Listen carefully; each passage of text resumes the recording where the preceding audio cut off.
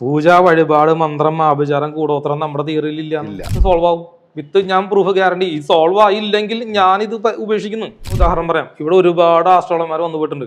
ഇവർക്ക് എത്ര കാലം ഇവിടെ ഉണ്ടാവും? ഇത് ഇവരൊക്കെ പാരമ്പര്യമായിട്ട് അപ്ഡേറ്റ് ചെയ്യാണ്ട് പോകുന്ന രീതി ഞാൻ അപ്ഡേറ്റ് ചെയ്ത രീതി. പൂജാകർമ്മങ്ങൾ അങ്ങനെയൊക്കെ ചെയ്യുന്നത് സാധാരണ നല്ല ചിലവാണ്. തീർച്ചയായിട്ടും. അപ്പം നിങ്ങളുടെ മിത്രജിയുടെ ശിഷ്യന്മാർ ചെയ്യുന്ന പൂജകൾക്കും നല്ല റേറ്റാണ്. അവിടെയല്ല ഞാൻ നേരത്തെ പറഞ്ഞില്ലേ, പൂജ വഴിപാട് മന്ത്രം ആഭിചാരം കൂടോത്രം നമ്മുടെ തിയറിയിൽ ഇല്ല.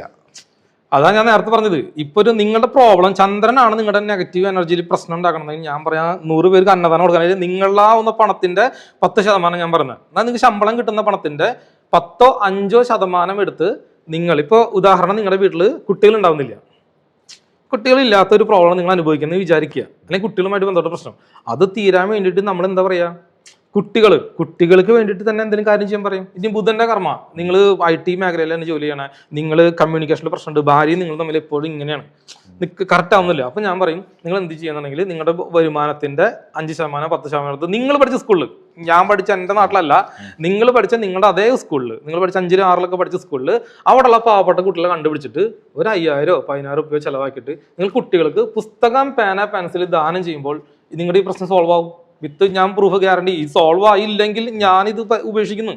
അപ്പോൾ നമ്മുടെ പൂജയില്ല, വഴിപാടില്ല, മന്ത്രവാദില്ല. പിന്നെ ചില അമ്പലങ്ങളിലൊക്കെ നമ്മൾ പോകാൻ പറയാറുണ്ട്. ബട്ട് അല്ലാണ്ട് പൂജയും വഴിപാടും മന്ത്രങ്ങളും നമ്മുടെ തിയറിയില്ല. ആ കാലത്തെ അപ്ഡേറ്റ് ചെയ്യുന്നവൻ ആരാണോ, കാലഘട്ടത്തിനെ അപ്ഡേറ്റ് ചെയ്യുന്നവൻ ആരാണോ അവനെ ഇവിടെ പിടിച്ചു നിൽക്കുള്ളൂ. ഇപ്പൊ ഞാൻ ഉദാഹരണം പറയാം, ഇവിടെ ഒരുപാട് ആസ്ട്രോളർമാർ വന്നു പോയിട്ടുണ്ട്. ഇവർക്ക് എത്ര കാലം ഇവിടെ ഉണ്ടാവും? സോ ഞാൻ 1000 കൊല്ലം ജീവിക്കണം, 1000 കൊല്ലം എൻ്റെ പേര് ബുധന്റെ പേര് 2000 3000 കൊല്ലമായിട്ട് ഇവിടെ ഇല്ലേ? ശ്രീനാരായണ ഗുരു ഇവിടെ ഇന്നും ജീവിച്ചില്ലേ മനുഷ്യന്റെ ഉള്ളിൽ ഇല്ലേ? ഓരോരുത്തരും അതുപോലെ സമൂഹത്തിൽ ഇപ്പൊ മുഹമ്മദ് നബി മനസ്സിനുള്ളിലില്ലേ? യേശു ക്രിസ്തു ഇല്ലേ? മനുഷ്യന്മാരില്ലേ ഇവിടെ ജീവിച്ചിരിക്കുന്നില്ലേ? ഒരുപാട് ഉമ്മൻചാണ്ടി എത്ര കൊല്ലം കഴിഞ്ഞാലും മനസ്സിലുണ്ടാവില്ലേ? ഇതുപോലത്തെ ഒരു മനുഷ്യനാണ് ഞാൻ ആഗ്രഹിക്കണമെങ്കിൽ എന്ത് വേണം? ഞാൻ സിസ്റ്റത്തിനെ അപ്ഡേറ്റ് ചെയ്യണം. ഇത് ഇവരൊക്കെ പാരമ്പര്യമായിട്ട് അപ്ഡേറ്റ് ചെയ്യാണ്ട് പോകുന്ന രീതി ഞാൻ അപ്ഡേറ്റ് ചെയ്ത രീതി. പിന്നെ പൂജയും വഴിപാടും മന്ത്രങ്ങളും ഇവിടെ കറക്റ്റായി വർക്ക് ചെയ്യാത്തതുകൊണ്ട് ആ ഒരു പരിപാടി ഉപേക്ഷിച്ചു. പൂജയും വഴിപാടും മന്ത്രങ്ങളും നമ്മുടെ ഇല്ല.